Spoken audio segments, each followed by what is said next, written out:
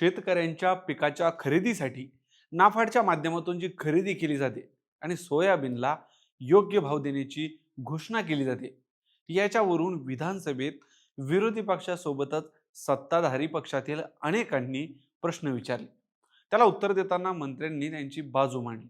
मात्र विरोधकांनी जोरदार विरोध करत थेट विधानसभा अध्यक्षांना त्यांच्या दालनात बैठक लावायला भाग पाडलं.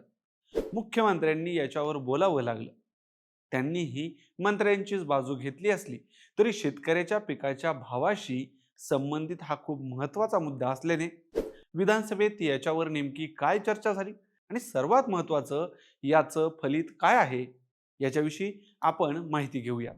नमस्कार, मी दिनेश. तुम्ही पाहताय महाराष्ट्र कट्टा.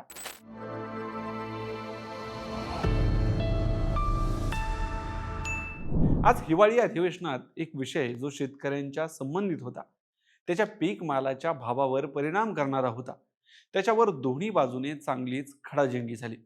अनेक आमदारांनी नाफेडच्या मार्फत सोयाबीनची खरेदी कधी होणार हा प्रश्न उपस्थित केला.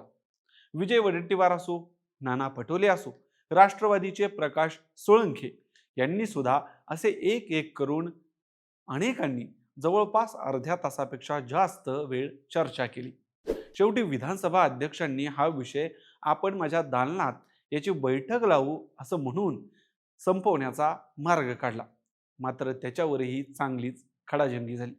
नाना पटोले थेट विधानसभा अध्यक्षांनाच भिडताना यावेळी पाहायला मिळाले. सर्वात आधी तर या मुद्द्यावर संबंधित खात्याचे मंत्री जयकुमार रावल यांनी सरकारची आणि त्यांच्या खात्याची बाजू मांडली.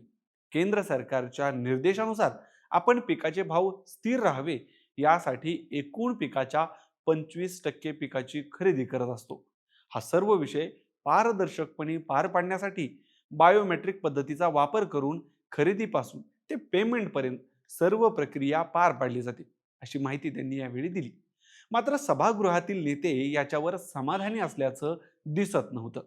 शेतकऱ्याचा माल सांगितलेल्या भावात खरेदी केला जात नाही, अजून याची खरेदी सुरू का झालेली नाही, हा प्रश्न यावेळी अनेक आमदारांनी आणि विरोधी पक्षातील नेत्यांनी उपस्थित केला.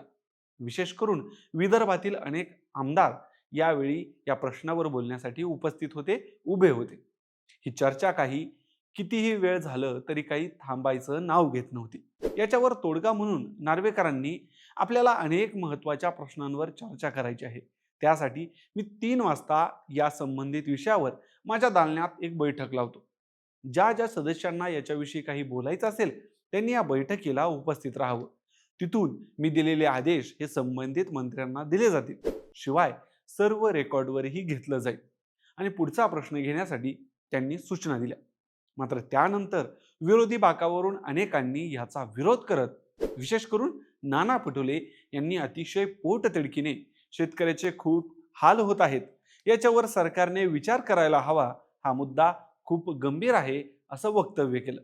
यावेळी स्वतः राज्याचे मुख्यमंत्री देवेंद्र फडणवीस हे बोलायला उठले आणि त्यांनी अध्यक्षांच्या बैठक लावण्याच्या निर्णयाचं समर्थन केलं. सोबतच कुणीतरी सभागृहात मुख्यमंत्र्यांनी जयकुमार रावल यांना तंबी द्यावी अशी ही घोषणा केली किंवा असं बोलताना ऐकायला मिळालं. याच्यावर बोलताना मंत्री काहीही चुकीचं बोललेले नाहीत असं म्हणत जयकुमार रावल यांची पाठराखणही यावेळी मुख्यमंत्री देवेंद्र फडणवीस हे करताना दिसले. काही जणांना कितीही बोललं तरी ऐकूनच घ्यायचं नाही असाही टोला यावेळी मुख्यमंत्री यांनी लगावला. याच्यावरही चांगलाच गदारोळ त्यावेळी सभागृहात होताना दिसला. मंडळी, एकंदरीत काय तर नाफेडच्या माध्यमातून खरेदी लवकरात लवकर व्हावी या मागणीसाठी आजचा दिवस महत्त्वाचा ठरला. शेवटी सोयाबीन, कापूस उत्पादक शेतकऱ्यांचं खूप काही याच्यावर, या निर्णयावर अवलंबून असतं. तुम्हाला या सगळ्याविषयी काय वाटतं कमेंटमध्ये सांगा. आणि अशाच शेतकऱ्यांच्या संबंधित व्हिडिओंसाठी महाराष्ट्र कट्टा या आपल्या यूट्यूब चॅनेलला सबस्क्राईब करायला विसरू नका. धन्यवाद.